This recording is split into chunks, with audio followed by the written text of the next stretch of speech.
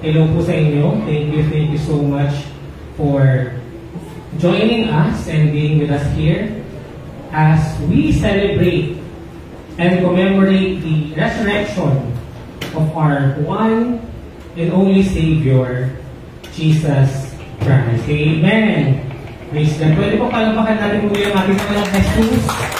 Amen. Hallelujah. Ayan. Ang message po natin ngayong araw ay pinamagatang He is Risen. Amen. At ito po ay matatagpuan sa Book of Luke, chapter 24, verse 46. Amen. Tayong lahat po ay tumayo at basahin po natin ang ating scripture. Luke chapter 24, verse 46. Sinabi niya sa kanila, ganito ang nasusulat, kinakailangang maghirap at mamatay ang Kristo, at pagkatapos siya'y muling mabubuhay sa ikatlong araw. Amen. Tayo po ay sumanggaling manalangin. Panginoong Diyos namin, maraming salamat po sa araw na ito na muli, Panginoon, ay pinapaalala mo po sa amin na ikaw ay muling nabuhay, na tinupad mo po ang pangako mo na hindi mo kami iiwan, Panginoon.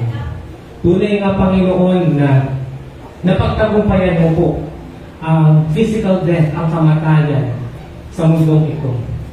Kaya Lord, dalangin po namin na sa aming pagbabalik at pag-aalala sa kwentong ito ng buhay mo ay nawa ay mangusap ka po sa bawat isa at gamitin mo lamang po ang iyong likod upang maipaliwanag itong muli. Lord, anoint my tongue, anoint my body, O Lord, as I speak your word. May you all fill us with your holy presence, O Lord. In Jesus Christ's name we pray. Amen. Praise God. Yan, pwede na po tayong maupo. At inaanyayahan na po natin ang lahat ng Sunday School kids na umakyat na po sa taas para sa inyong Sunday School. And sa lahat po ng mga nasa taas, marami na po ulit upuan dito sa baba. Pwede na po kayong uling makapakinig ng message ni Lord dito sa baba. Amen. Praise God. Hallelujah. Ang haba po ng bakasyon ko na hindi ako nag-speak dito. Dahil of course, si Pastor Noel po yung speaker natin for the 5 consecutive Sundays. So, 5 linggo po yun. At tunay nga po na nakatulong po ito para po maging excited po ako muli na magsalita sa inyong lahat para sa ating Panginoon. Amen? Sabi nga po nila, kung napapagod na kayo, kailangan nyo lang magpahinga. Amen? Kasi sometimes sa trabaho natin, for example, napapagod tayo sa ginagawa natin, kaya ang ginagawa natin, tayo ay nagre-resign. Amen? Or tayo ay umaalis. Tayo ay lumilipat ng ibang lugar o ibang gagawin. At ang hindi natin nare-realize, minsan, kailangan lang natin magpahinga para ma-recharge po tayo at sa ating pagbabalik ay nami-miss natin ulit yung ginagawa natin. Amen? Kasi sabi nga nila, sometimes, na-appreciate mo lang yung isang bagay kapag nawala na yan sa'yo. Amen? Ewan ko po sa inyo kasi maraming beses ko na pong na-experience na gusto ko na pong mag-resign sa DepEd. Asan po yung mga taga-DepEd po dito?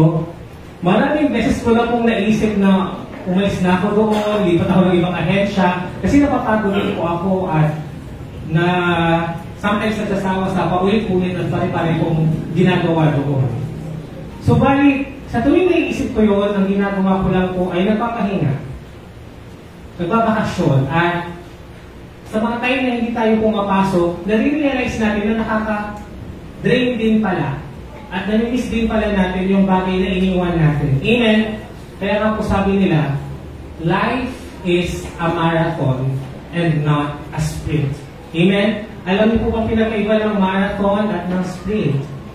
Ang marathon, isa po itong sport na tatakbo po kayo ng ilang mga kilometro at hindi po kailangan na dire-diretsong mabilis nyo pong tatakbuhin yung journey na yon. Amen? Pwede kayong tumigil, magpahinga. Sino na pong naka-experience ng mga fun run dito? Yung mga marathon. Di ba, 5 kilometer or even 1 kilometer, 3 kilometer marathon. Hindi mo siya tatakbuhin ng dire-diretsong speed. Amen? At ganun ang buhay. Sometimes, kailangan mo muna uminom ng tubig, magpahinga, para ma-recharge ka at may pagpatuloy mo yung marathon. Amen? As compared sa sprint po, kasi alam niyo po yung sprint, yung for example, sabi niya, dire-diretso yung takbo niyo for a short period, for a certain speed na hindi mo dapat siya binapagalan, o hindi ka dapat tumitigil. Kasi ikaw ang matatalo at ikaw ang mahuhuli. Ganun po ang sprint. Yung pabilisan ng pagtakbo. Amen? Say for example, 500 meters, pag binaril na yung baril, okay? Sabi niya, tas tatakbuhan na lahat. Ganun po ang sprint. At hindi po ganun ang buhay na kailangan tayo po ay nagmamadali. Amen? Dapat ini-enjoy po natin yung journey para kagaya po sa marathon. Amen? At ganun po yung na-realize ko nitong mga nagsunod-sunod na linggo na si Pastor Noel po ang nag-speak. At talagang nakaka-bless po yung presence po ng family nila. Of course, sa church natin na nakita ko po talaga nangusap po ang Panginoon sa ating lahat. Amen. Hallelujah. Kaya again, thank you so much Pastor Noel and Pastor Arona. We hope to see you very soon. Alam po namin na malapit na po ulit ang iyong pagbabalik. Amen. Sa January po sila babalik. Pag-pray po natin yun. At nawa hindi na po siya mabago. Amen. Hallelujah. Praise the Lord. Alam niyo po, kanina, pinipigilan ko pong hindi umiyak. Amen? Na-bless po ba kayo sa praise and worship natin kanina? Hindi ko po alam kung ano po yung naramdaman nyo, pero I really felt something, especially when we were singing the last song, yung Worthy is Your Name. Tunay nga na Worthy is Your Name. Sabi ko, kasi actually yung hinihanda po natin na response song mamaya after the message, ay masaya po siya. Amen? Di ba normally after the message, nakakaiyak yung response song. Solemn siya, slow siya na worship song, gano'n. Pero this time, masaya kasi siya. Kasi sabi ko dapat, Resurrection Sunday, huwag mo tayo iiyak to Sunday, amen? Kasi parang, na-feel ko dire-direction ng limang Friday na iyak tayo ng iyak through Pastor Noel, amen? Parang, pero maganda yung iyak natin, amen? Siya yung iyak na hindi masakit, amen? Siya yung iyak na hindi ka galit. Siya yung iyak na hindi ka nahihirapan, kundi iyak siya na parang may kagalingan kang nararamdaman. Amen? At yun po yung nararamdaman ko kanina. Sabi ko kanina, this Sunday dapat masaya naman kasi pinayak tayo ng ilang beses ni Pastor Noel na dire-diretso parang puro hagul-hul na lang tayo dito sa church. Pero kanina talaga, sa praise and worship, hindi ko talaga mapigilang umiyak. Bakit kanyo? Kasi alam niyo po, ang na-realize ko, worthy is your name. Sabi ko po kanina, Lord, kung hindi ka muling nabuhay, wala kami ngayon dito, di ba? Walang say-say itong ginagawa natin gathering para i-worship siya. Amen? Because bakit natin siya pag-uusapan? Bakit natin siya i-worship kung hindi naman niya tinupad yung pangako niya na muli siyang mabubuhay? Amen? Especially nung sinabi ng worship leader na he overcame death na pagtagumpayan niya yung kamatayan. So ano pa? Ang hindi na kayang i-overcome. Amen? And again, habang kumakanta kasi tayo, naalala ko po si Papa yung... Wait.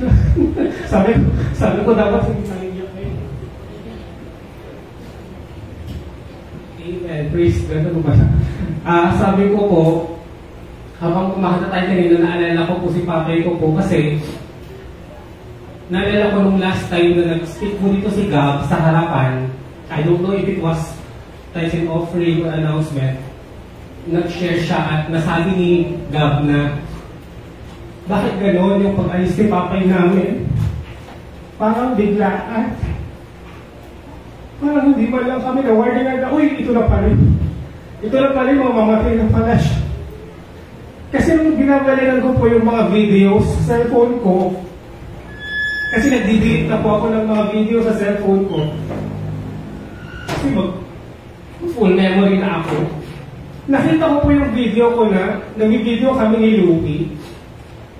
Tapos papunta po kami sa birthday.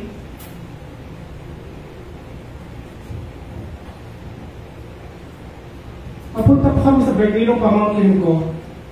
Ang saya-saya namin ni Louie, tapos hindi ko makalimutan kasi kararating ko lang po yun ng Dagupan. Galing po kami ng seminar ni Gab sa Manila. Tapos, the following day, papunta po kami doon. Ang saya-saya namin habang pinabalikan ko yun, at nalaman ko na yun yung araw na mamamatay ang aking tatay, si Papay ko po. Sabi ko, Lord, grabe no, parang sometimes talaga uncertain po ang mga pangyayari sa buhay. Amen! Sabi nga nila, life is something that is certain to happen, and yet, its occurrence is uncertain. Ibig sabihin, ang kamatayan ay isang bagay na siguradong mangyayari sa ating buhay. Subalit, hindi natin alam kung kailan ito magaganap. Amen! At habang binabalikan ko po yung event na yun, kasi di ba sabi nga po ni Gab, bakit unexpected, hindi man lang kami na warningan. You know what? Meron po akong different na point of view sa nangyari. Kasi dahil po sa nangyari yun, nabibless pa rin po ako sa ating Panginoon at nagpapasalamat pa rin po ako sa Kanya. Kasi hindi niya po hinayaan na yung tatay namin ay mag-bedridden, amen, na mahirapan o na maubos yung pera namin sa hospital, na nagsasuffer sa last days na o sa last na mga hininga niya. Amen. Doon ko nakita na ayaw ni Lord na maghirap po yung tatay namin. Amen. At dahil doon, na-realize ko po na, oo nga, no, parang mas nakakainggit yung mga namatay ng gano'n because of their old age na dahil sa kanilang pagtulog or during their rest na sila yung nagpapahinga, tsaka sila papawian ng buhay. Amen. Hindi ko po alam kung gusto niyo po mamatay po kayo na naghihingalo po kayo sa hospital or na naubos na po yung kalakasan nyo at yung pera nyo. Subalit, sometimes, na-realize ko that blessed are those who die during their rest. Amen. And ang kagandahan po kasi nun, kapag tayo po ay nasa ating Panginoon, alam natin na hindi yung buhay natin sa mundo ang katapusan ng ating kwento. Amen? Na may naghihintay pa po na buhay na walang hanggan sa piling ng ating Panginoon after po ng ating kamatayan iyon. Amen? Kaya nga po si Auntie nung isang araw may message niya ako at tinatanong niya about sa paradise. Sabi ko kay Auntie, hindi man natin ma-describe sa ngayon kung ano ang literal na itsura ng langit or ng heaven. Hindi man natin ito ma-describe by words ngayong oras na to. Pero one thing is for sure, sigurado po ako na pag nakita po natin ang langit na yun, we will be in awe. Magugulat po tayo at hindi natin ma-explain yung peace at yung kagandahan ng langit na inihanda ng Diyos sa atin. Amen. Words cannot describe how beautiful it is. Amen. Baka nga yung salita na invento ng tao is not enough or is not the proper adjective to describe how beautiful heaven is. Amen. So, praise the Lord because dahil po sa muling pagkabuhay ng ating Panginoon ay nagkaroon po tayo ng pag-asa. Amen. Na hindi po talaga ang kamatayan na physical ang katapusan ng kwento ng buhay natin. Amen. Bakit po? Kasi po kung hindi po muling nabuhay ang ating Panginoong Jesus, ibig sabihin hindi po totoo yung pangako niya na siya ang tagapagligtas. Amen. Kung hindi po muling nabuhay ang ating Panginoong Jesus, sinungaling po siya. Amen. Kung hindi po siya totoong nabuhay, hindi po siya ang daan patungo sa langit, patungo sa buhay na walang hanggan. Amen. Kung kaya't sabi ko nga, naiiyak po ako kanina kasi napakahirap pumunta sa langit, pero napakadaling pumunta sa impyerno. Amen? Dahil lahat tayo ay makasalanan, kaya doon talaga tayo paroroon. Amen?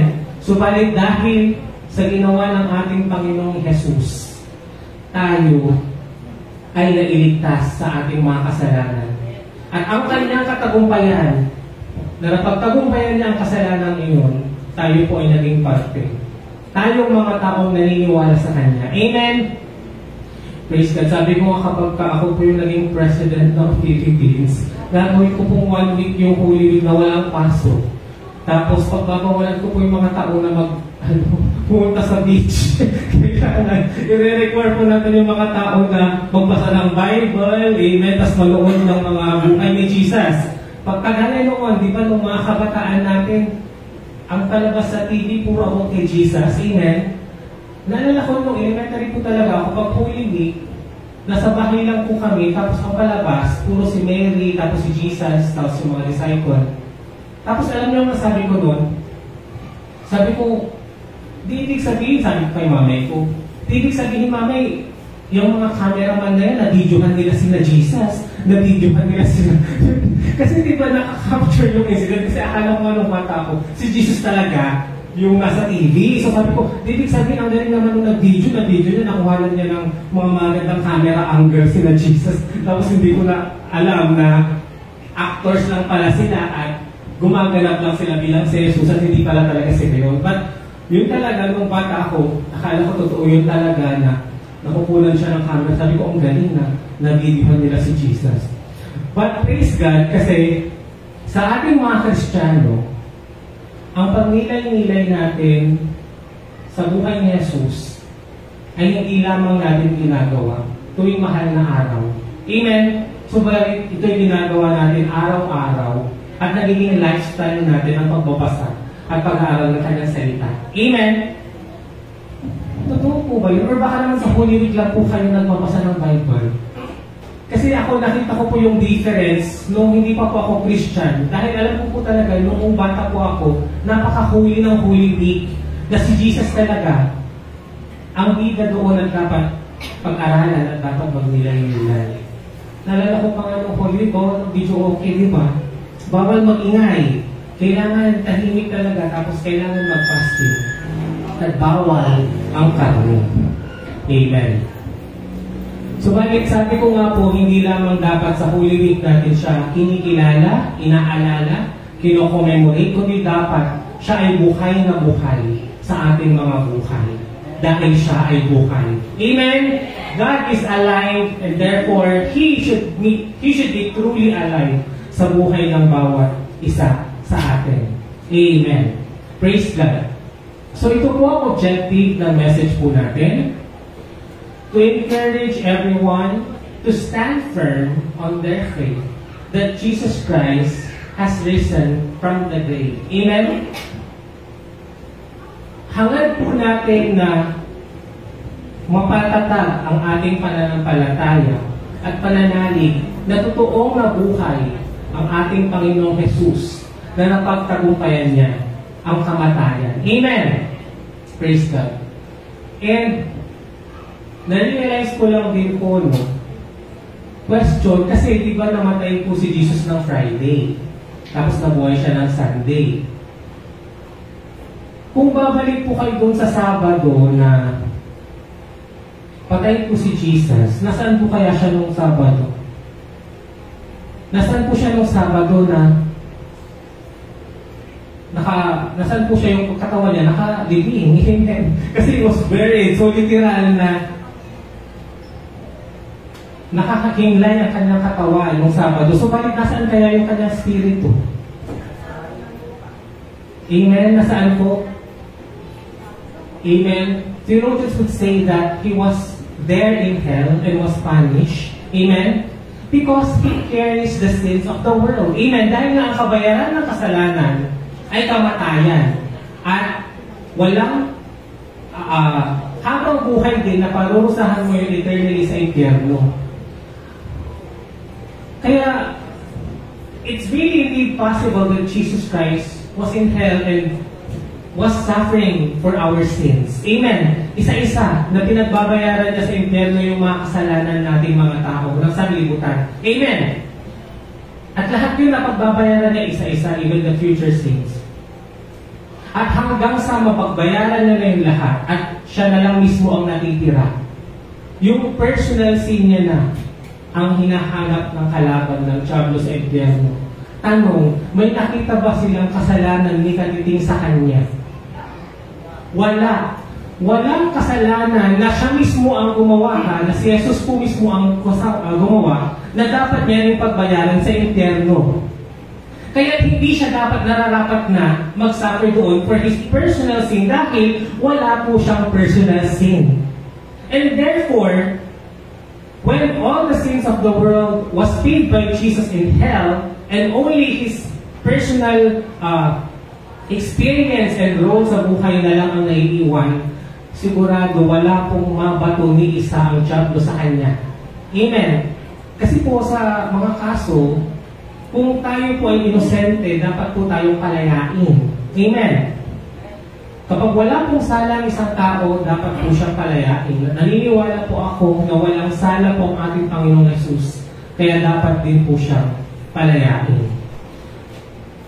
So kahit ganoon ang nangyayari, for example, sa spiritual realm, na pinagbabayaran ni Jesus yung kasalanan natin noong Sabado, ano sa tingin niyo ang iniisip ng mga tao na naniwala sa Kanya bago siya mamatay at ilibing? Hindi po ba parang pakiramdam mo na sayang lahat ng effort mo? Hindi ba habang nakahinglay o nakalibing ang Panginoong Jesus na iyong pinapakinggan at natuturo sa iyo nung panahong buhay pa siya, feeling mo para kang na-scam? Amen? Di ba para kang na-scam? Para kang binitray? Para kang niloko? Para kang ba yun? Akala ko siya yung Savior of the world. Akala ko siya yung King of Kings. Akala ko siya yung Lord of Lords. Amen? Bakit kanyo? Kasi ang mga Hudyo, ang inaantabayanan nilang hari ay literal na hari na parang sina David, Saul, na soldier na magpapatay o magpapalaya sa kanila sa mga Romans. Dahil during that time, sila po ay nasasakop ng mga Roman Empire, sina Pontius Pilate. Kaya ang akala nila, ang magiging hari nila ay isang hari talaga na literal na papatayin niya yung mga nananakop sa kanila. So they expect during the triumphal entry of Jesus, kaya nga di ba nung nagpapalaspas sila ng palm tree, mayabang na sila. Kasi nga, marami na ang naniwala na ito na yun yung sinasabi ng Messiah na magliligtas sa atin at papatayin niya kayong mga Romano. Kaya makakalayas na kayo dito at magiging malaya, independent na country na ulit kaming Israel. Amen. So that is what they are expecting as a leader and as a king. Pero yung akala mong hari na yun na magliligtas tayo sa physical na mga mananako o mga taong mananako ay napatay. Pinako sa krus, dinura-duraan, nilapas-lapas tanganan. Hindi ba parang ikaw mismo napapahiya ka? Kasi parang in other words, meron kang bet. For example, sa boxing, bet mo si Pacquiao. Tapos mayabang ka kasi nga, akala mo siya talaga yung mananalo. Tapos all of a sudden, ilang times na siyang na-knockdown, na natumba. Kaya parang, ay, hindi ko yan kilala. Parang bumababa tuloy yung faith mo sa kanya. Eh mas lalo pa nung mismong namatay talaga siya at nalabutan siya ng hininga. Na inaalala natin kada Friday yung huling 7 salita niya. Hindi ba parang nakakawala ng bangasa yun? Di ba parang nakakawala ng gana? Parang feeling mo, ano ba yun? Nasayang naman yung effort ko. Parang for example, nag-effort ka doon sa tao, tapos wala pa sa iniwan ka lang din pala niya. Di ba may pupot talaga, di ba? Yung nag-invest ka na niregaluhan mo siya ng ganyan, nag-effort ka na kailangan lagi mo siyang kasama. Kasi na-intiyan, nakala mo, magiging kayo or babalik, basta something like that, na siya forever mo, ganun. O, ganun, di ba? Other half. Yung pag kayo natatawa. Tapos ang pasada, bigla ka nang iiwan. Sabi na hindi ka naiiwan forever. Di ba parang masakit yun sa atin? Amen? So, take a look back sa mga moment po na yun na nakalibing po ang ating Panginoong Jesus. Lalo na kahapon, Sabado, say for example. Hindi ba nakakawala po ito ng ganang mabuhay, nakakawala po ng faith kasi ang hirap pong mag-move on. Amen. But praise God because gaya nga po ng sineselebrate po natin sa araw na to, siya ay muling nabuhay at nagbalik at hindi niya po tayo iniwan. Kaya worthy is His name. Palapakan po natin ang ating Panginoon.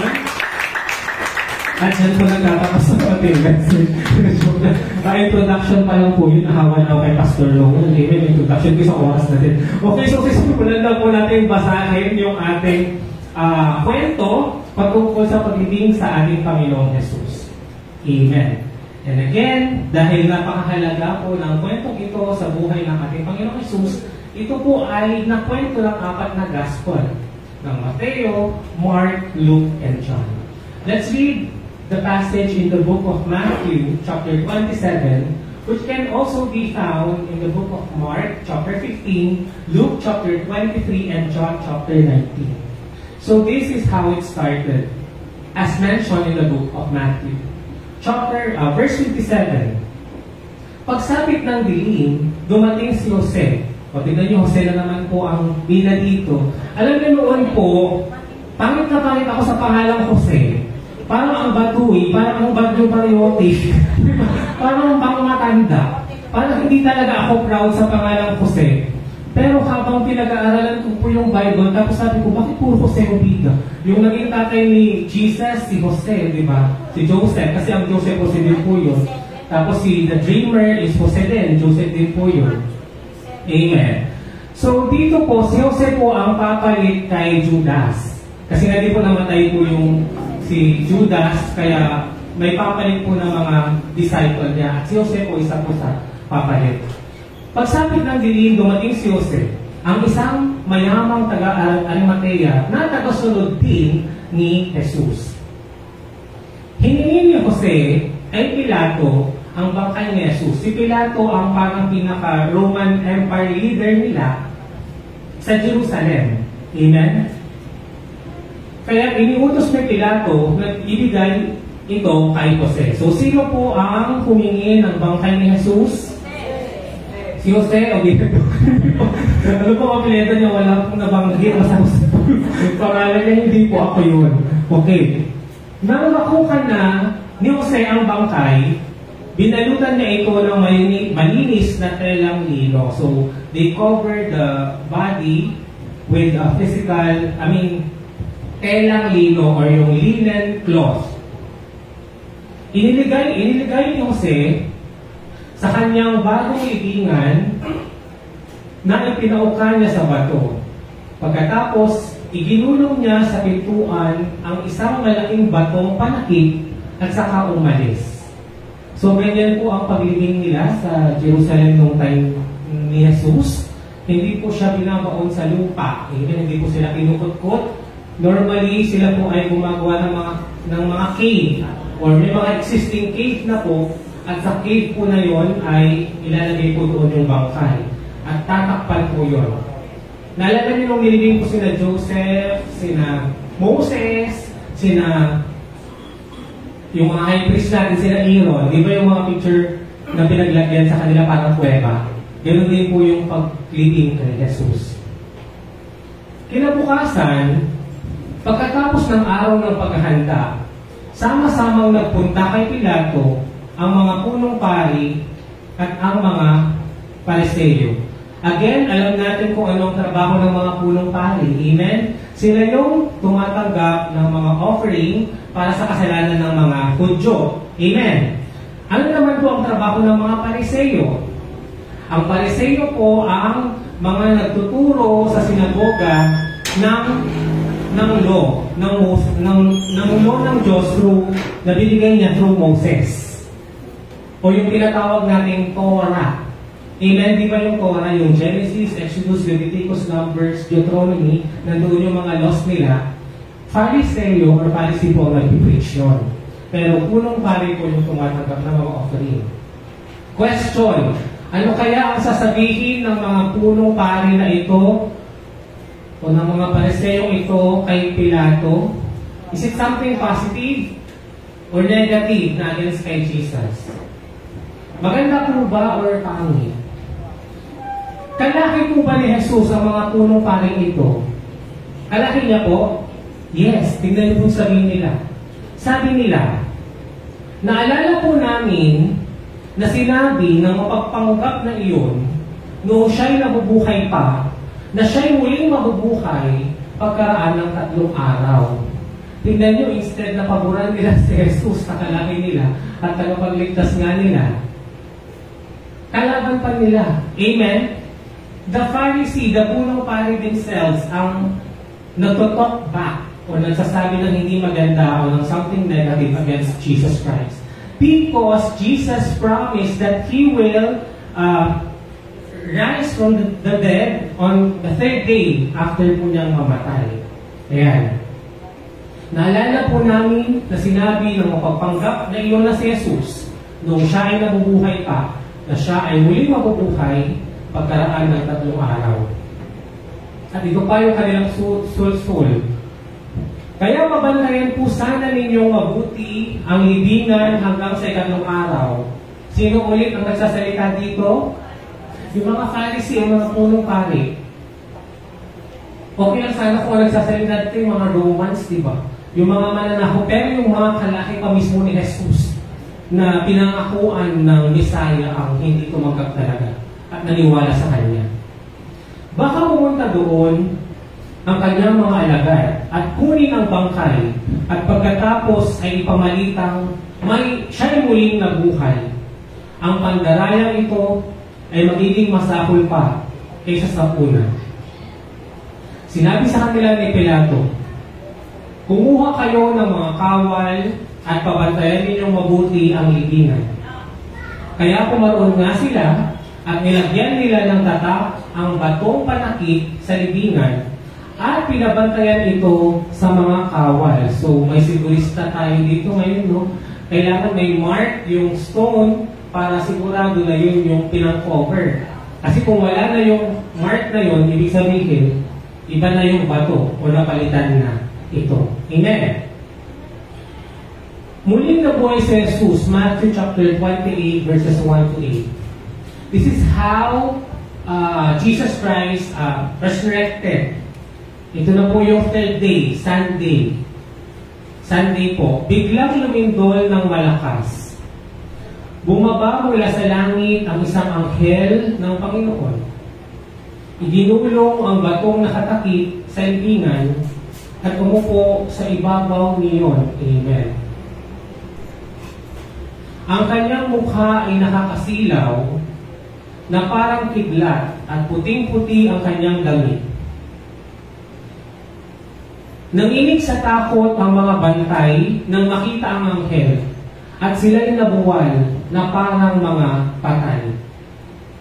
So, ang nagtanggal po ng bato o ng harang sa tomb ni Jesus ay ang mga angel ni Lord. Amen. At na-witness o nakita ito ng mga nagbabantay. Kaya masabi sila ay nabuwal na parang patay. Amen. So, hindi po mga tao ang nagsira o nagtanggal noong batong nakatakip sa libingan ni Jesus. Pumunta sa lungsod ang ilan sa mga kawal na nagbabantay sa libingan at isinaysay sa mga punong pari ang buong pangyayari. So, kwento po nila yung nangyari na may angel po na bumaba mula sa langit at po sa tuktok ng batong iyon at winasa o sinira po at binuksan ang tomb ni Jesus. Nakipagpulong naman ang mga punong pari sa mga pinuno ng bayan at nagkasundo silang suhulan ng malaki ang mga kawal. So susuhulan po sila para ano po?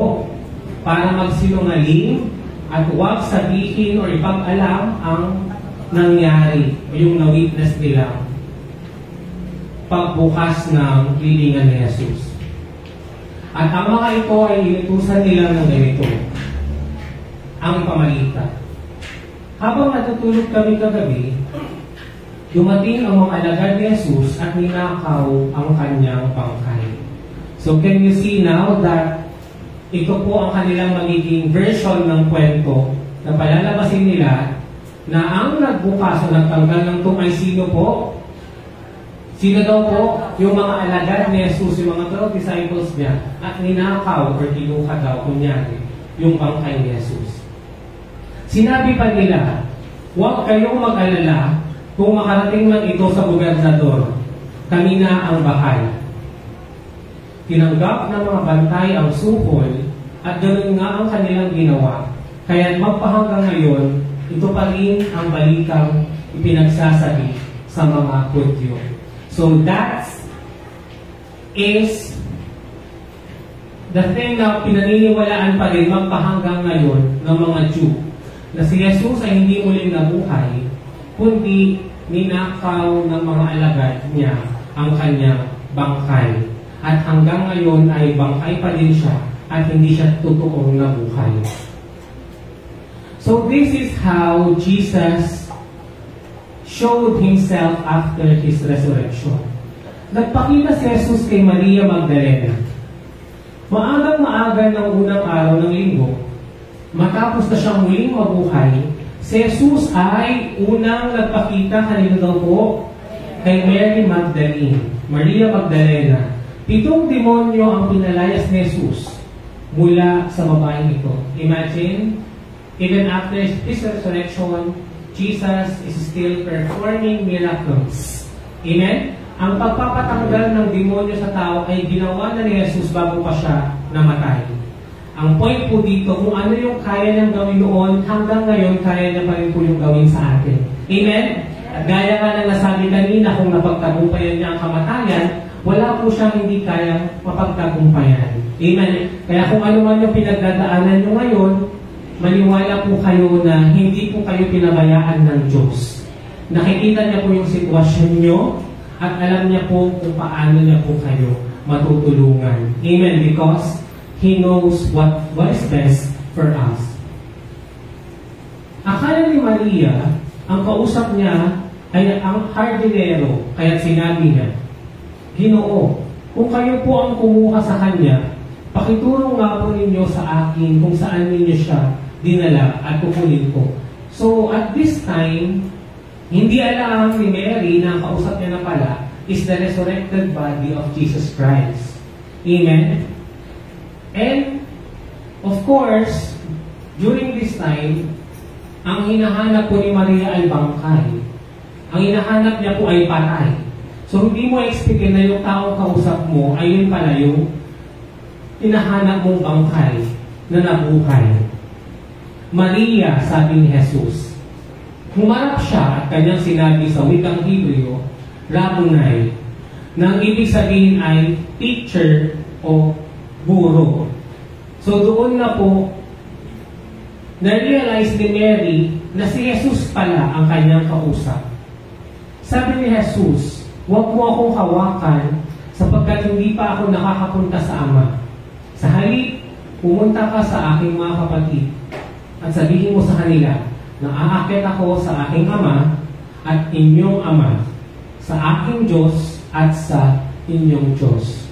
Ayan, so the point here is that ayaw, kasi during this time, yakap-yakap po ni Mary si Jesus at parang ayaw niyang pakawalan ang ating Panginoong Jesus. Amen? Because of course, na-miss niya ang ating Panginoong Jesus at it is very unexpected na siya po ay totoong mabubuhay.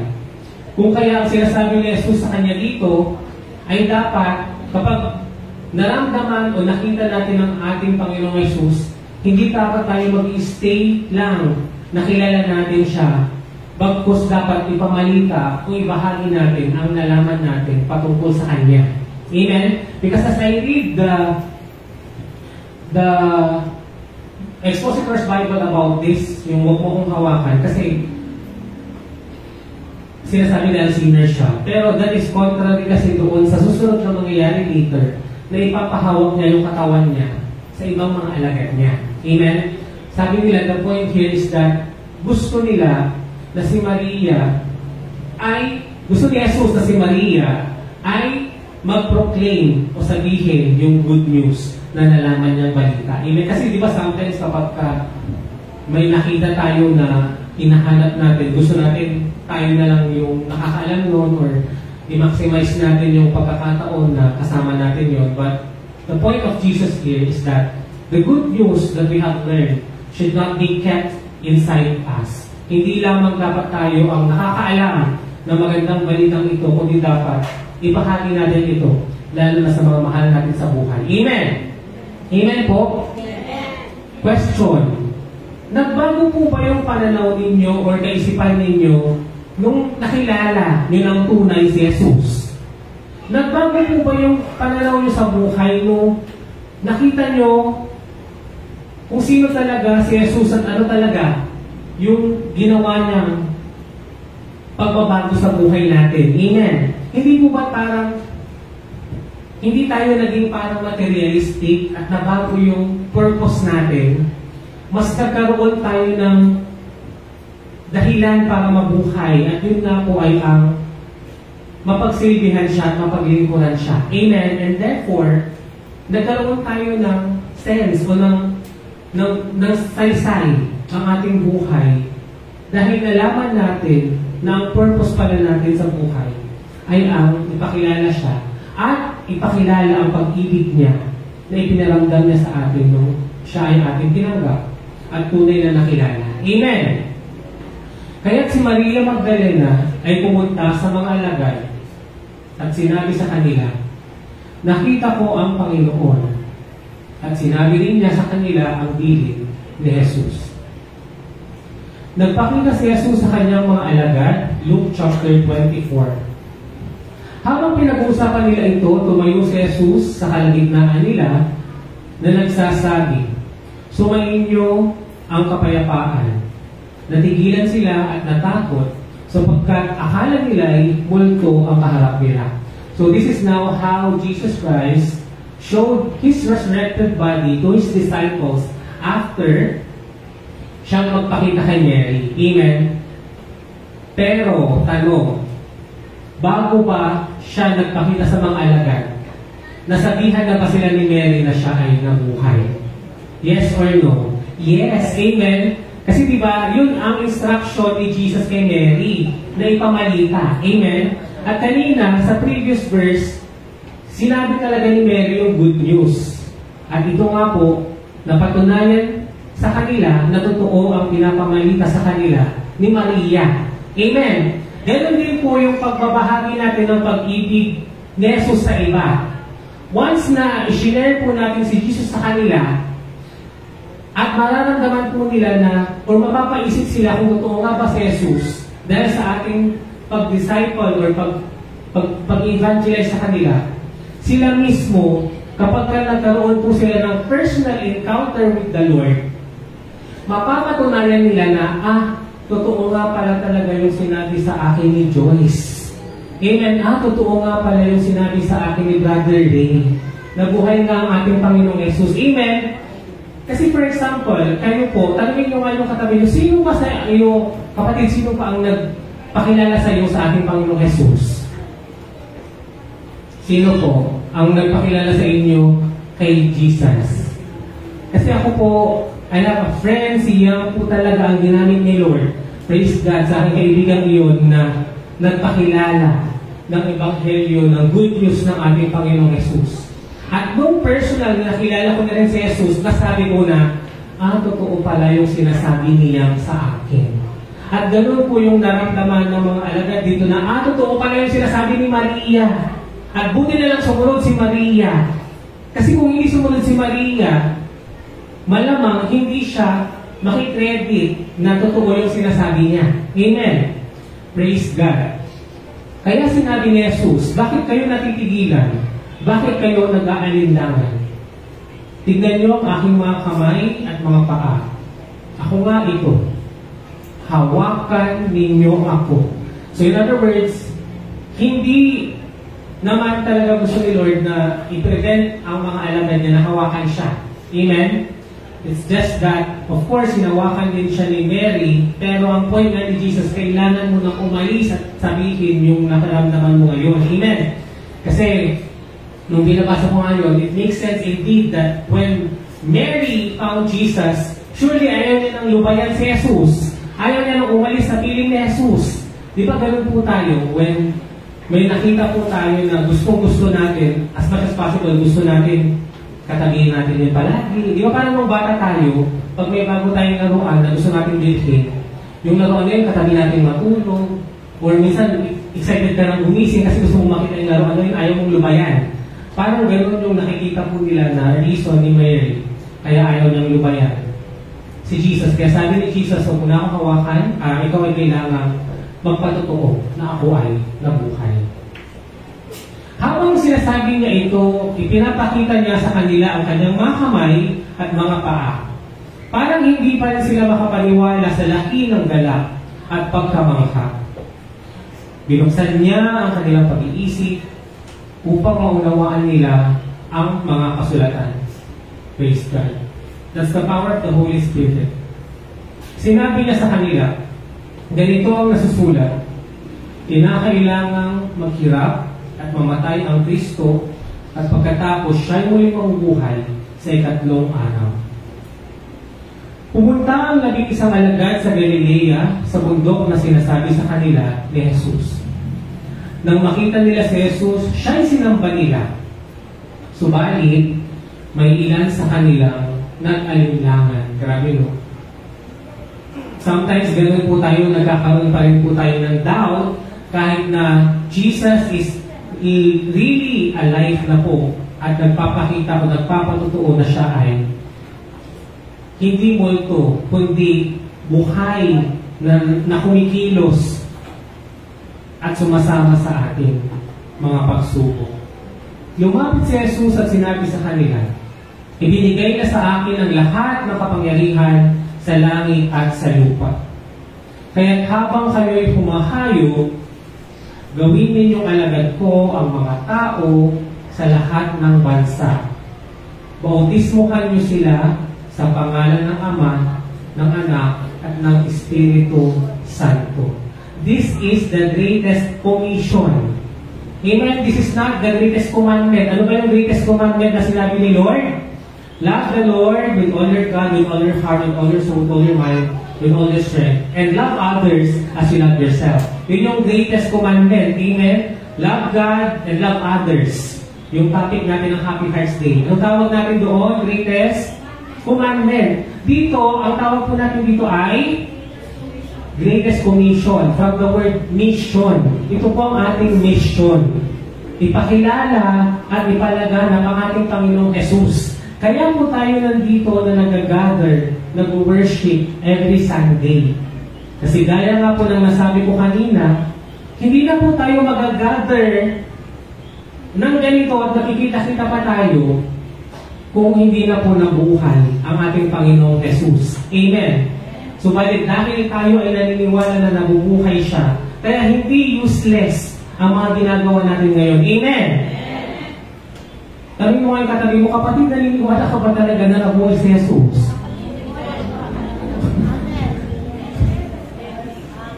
Ate Nelen, tanungin nyo nga si Ate Is. Kasi di ba parang sometimes, posible lang, alam naman kayo siya, paano siya nabuhay. Di ba?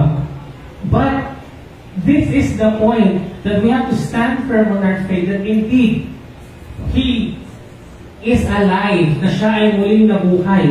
Again, sabi po niya, as the greatest mission, or the greatest commission, sabay-sabay po natin basahin.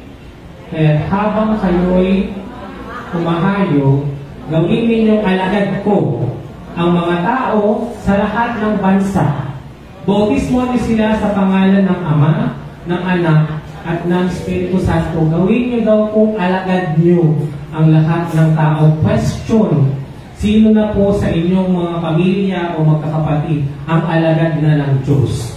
Tanungin nyo nga yung katabi mo, ilan na sa inyong pamilya ang alagad ng Diyos? Marami na, praise God. Mabibilang nyo po. Hindi na mabilang sa sobrang dami. Amen. Praise God. Hindi po ba pangarap natin lahat na yung bawat member ng pamilya natin na isuko yung buhay sa Diyos at maglingkod siya? Amen? You know what? That was my greatest dream and mission nung ako po ay bago-bago pa po Kristiyano. At nagulat na lang po ako, hindi ko po alam sila Pastor Noel, Pastora Rona, ay nakilala na rin po pala nila ang Panginoong Jesus sa Saudi habang ako po ay ini-evangelize ng mga kaklase ko po sa Baguio nung ako po ay nag-aaral doon nung law school. At nung umaaten po ako dito ng church sa AGC, wala pa po sila Sister Pilar, naiingit po ako sa pamilya ng Martinez Velasco.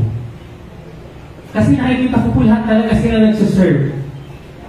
Kaya naging, ang tawag po kasi doon, divine jealousy. Sabihin nyo nga po yun, divine jealousy. Ang divine jealousy, nagsiselos ka, pero magandang pagsiselos ito. Hindi siya yung nagsiselos ka na naiingit ka na gusto mong i-down yung pinagseselosan mo. Divine jealousy, kasi naiingit ka na gusto mo, ganoon din yung mangyari sa pamilya ninyo. At ang jealousy na ito ay galing sa Diyos. Nung nakikita ko po ang mga Martinez, Velasco family na lahat sila nag-serve kay Lord, sabi ko, I pray in Jesus' name that one day kami din magiging ganyan. And habang pinigdan ko talaga yung family picture namin, I praise the Lord. Kasi talagang lahat po kami ay ginagamit ng Panginoong Diyos. Amen? Kaya ang dream ko ngayon, hindi na lang kami magkakapatid, kundi pati yung mga pinsan namin, mga tito-tita namin, pati yung mga second, third, fourth degree relative pa po nating lahat. Amen? Kaya po nakaabot na po kina Ate Neneng, sa mga Ochoa family, sa mga Espihol, sa mga Espanyol family, Oliva family. I pray na lahat po tayo ay gagamitin ni Lord sigurado. Amen? Praise God. Turuan mo silang sumunod sa lahat ng iniutos ko sa inyo. Tandaan ninyo, ako'y laging kasama nyo hanggang sa katapusan ng panahon. Amen. This is the assurance of Jesus na sa ating pag-share ng good news o sa pagtulong para maging alagad ng ibang tao, hindi niya tayo iiwan. Amen. Bakit? Kasi sometimes alam ko po, tayo po mga nag-disciple, nag-share ng Word of God, nakapagod din tayo. Amen. Or nadi-discourage tayo. Pero ang sabi ni Lord, tandaan ninyo, ako'y lagi ninyong kasama. Kaya sabihin mo sa katabi mo, kasama mo ang Diyos. Kaya huwag kang tumigil, kapatid. Huwag kang mapagod. At huwag kang matulog. Kasi malapit na po tayo matapos at kakain po tayo. Palapaka namin si Lord, thank you so much sa ginamit ni Lord para tayo ay magkaroon ng pagsasalo-saluhan mamaya. Amen. Thank you, Lord. Ayan. Ito na po ang last part ng kwento, ang pag-akyat ni Jesus sa langit. Ito na po yung ascension. Okay? Iba po kasi ang resurrection sa ascension. Ang resurrection, yung third day siya ay nabuhay. Ang ascension, mangyari po siya ilang araw after ng kanyang resurrection? 40 days. So, si Jesus, after niya pong muling mabuhay, mayroon pa po siyang 40 days sa lupa na siya po ay nag-preach, nag-perform pa ng miracle, at in-encourage niya lalo at ginalikan yung mga alagad niya. Kagaya ng kwento ni Pastor Noel about doon sa boat, yung second boat. Diba? Kasi yung second boat, nag-resurrect na siya doon at sinabi niya sa kanila, bakit niyo tinigil ang ginagawa ninyo, anong ginagawa niyo dito? Amen. Yun po ang point ni Jesus. Okay, so pagkatapos niya magsalita sa kanila, ang Panginoong Jesus ay iniakyat na sa langit at umupo sa kanan ng Diyos. Ayan, dito po yung kaya di ba pag namatay mayroong 40 days. Tapos after 40 days, ano yung tawag natin doon? Bakas ba yun? Babangluksa. Ano po? Babangluksa po ba? Di ba babangluksa after 1 year? O babangluksa after 1 year. Pero mayroon po yung 40 days na tinatawag, di ba? Kasi akala, bakas yun, di ba? Bakas. Kasi akala nila, ang tao ko, parang si Jesus, na 40 days pag magmumul. Sa lupa. Kaya after na mga 40 days, dito pa siya, hindi pa siya umakit sa di ba, papalangan pa siya. Si Jesus lang po yun, yung may 40 days na umikot-ikot sa lupa. Tayo po, sabi nga ni Sister Pilar, nung sabi last words, Hebrews 9:27. Ano sabi doon? Pagkat ang tao ay minsan lang mamamatay. At pagkatapos nun ay paghukom or judgment. So, ikaw ay mahuhusgahan kung pupunta ka sa langit or sa impyerno after ng kamatayan mo. Then after ng death mo, it's either sa hell ka po mapupunta agad, diretso, or sa langit. Amen? At hindi ka po kagaya ni Jesus. Ano yung Diyos ka din siya? Iikot ka sa lupa ng 40 days. Hindi po. Okay. Si Jesus lang po yun. Okay, ang pagkakyat ni Jesus sa langit, habang sila ay nakatitig sa langit, may dalawang lalaking nakaputing lumitaw sa tabi nila at sinabi, merong mga angel sa tabi ng mga nakaka-witness ng ascension. Ascension po ang tawag dito, ni Jesus. Itong si Jesus, na umakyat sa langit, ay magbabalik gaya ng nakikita ninyo pag-akyat niya. So kung paano daw siya nag-a-ascend sa langit, babalik din daw po siya ng ganun, na marami po ang makaka-witness. At hindi lang po iilang mga tao. Amen! And finally, ang pagwawakas. At marami pang ginawa si Jesus na kung isusulat lahat, inaakala ko ay hindi na magkakasya kahit sa buong daigdig ang mga aklat na isusulat tungkol dito. To God be the glory. Para pakalo natin ang ating Panginoon. Ayan, lights up na po tayo. May panonoorin lang po tayong video clip na magpapaalala sa atin or magpaparamdam sa atin ng mga kwentong nabanggit po natin kung paano nagpakita ang ating Panginoong Jesus sa kanyang mga alagad.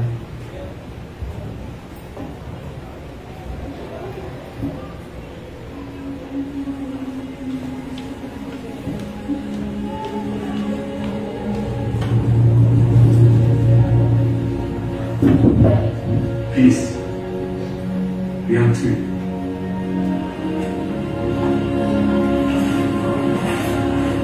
Why are you troubled? And why do thoughts arise in your hearts? Behold my hands and my feet that it is I myself. Handle me and see, for a spirit hath not flesh and bones, as you see me have.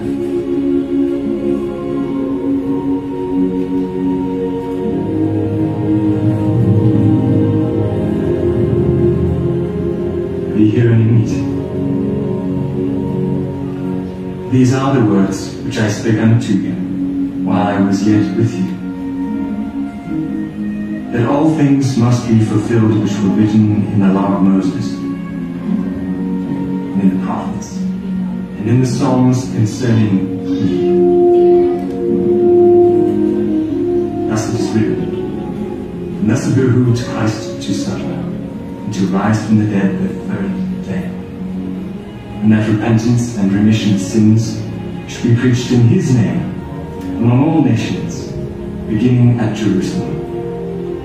And ye are witnesses of these things.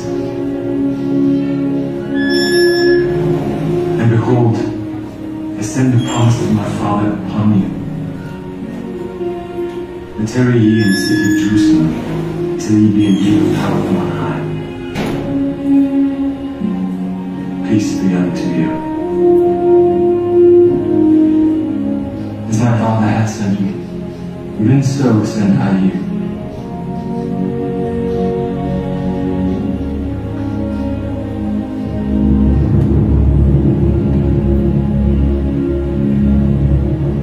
Amen. Do you believe that Jesus is alive? Yes. Amen. Praise God. Do you believe that He has risen from the dead? Amen. Yes. So, pwede bang tanongin niyo yung katabi, yung kapatid, ano ang natutunan mo sa kwento? Ano ba yung natutunan niyo sa kwento? that Jesus is alive. Amen.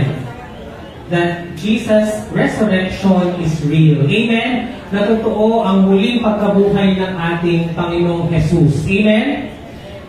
Na sa lahat ng relihiyon sa mundong ito, sa mundo natin na ginagalawan, si Jesus lamang ang muling nabuhay. Ang napagtagumpayan ang physical death. Amen. That in all the religion on earth, only Jesus Christ rose from the dead. Amen.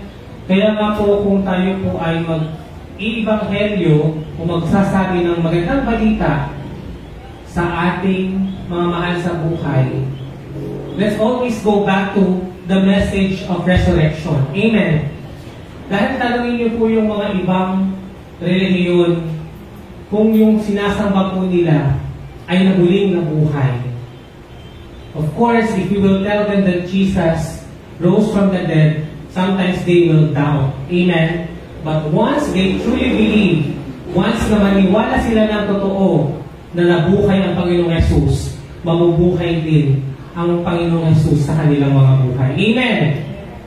And if Jesus is not your Savior, you will surely not enter the kingdom of God in heaven. Amen. Kung hindi ang ating Panginoong Jesus ang tagapagligtas mo, I'm sorry to tell you, kapatid, you have no right to enjoy eternal life in heaven. Because it is clear from the words of Jesus Himself, sabi niya nga, I am the way, the only way, the truth, and the life.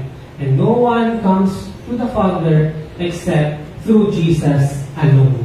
Amen? And since we believe that Jesus Christ is raised from the dead, we will also be raised from the dead. And we will become spiritually alive. Amen? Ang muling pagkabuhay ng Diyos ay mararamdaman po natin kung tayo ay tunay na maniniwala sapagkat ang ating espiritu ay muling mabubuhay. Amen? Take note, in the Garden of Eden, when Adam and Eve sinned, their spirit died. Amen? Namatay ang kanilang mga spirito, kaya nawala ang relasyon nila sa ating Diyos. At ang Panginoong Jesus lamang ang makakapagbuhay ng espiritu natin na yun upang tayo ay mai-reconnect or maibalik sa ating Panginoong Jesus. Amen? And finally, panindigan po natin ang pananampalataya na muling nabuhay ang Panginoong Jesucristo at ipahayag ito sa iba. Again, the message will end with the greatest commission.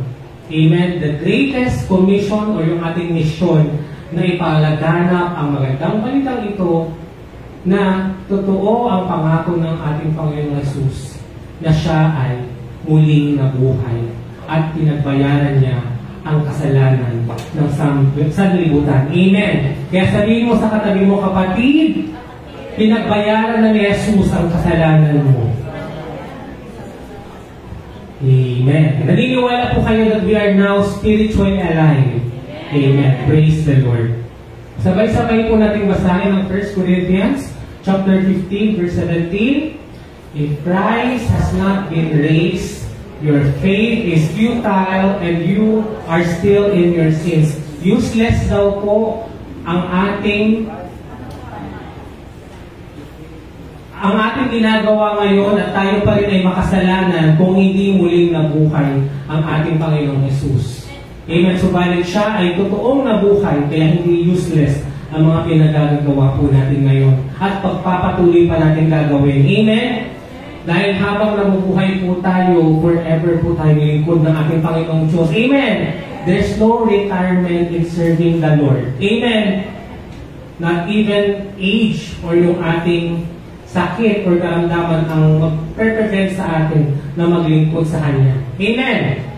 And indeed, Jesus Christ is risen. Basahin po natin yung John chapter 11, verse 25 to 26. Jesus said to her, I am the resurrection and the life. Whoever believes in me, though he die, yet he shall live. And everyone who lives and believes in me shall never die. Do you believe this? Naniniwala po kayo na muling nabuhay ang ating Panginoong Jesus. He is risen. Amen. Palakpakan po natin ang ating Panginoon sa Kristo na buhay sa puso ng bawat isa sa atin. Amen. Praise God.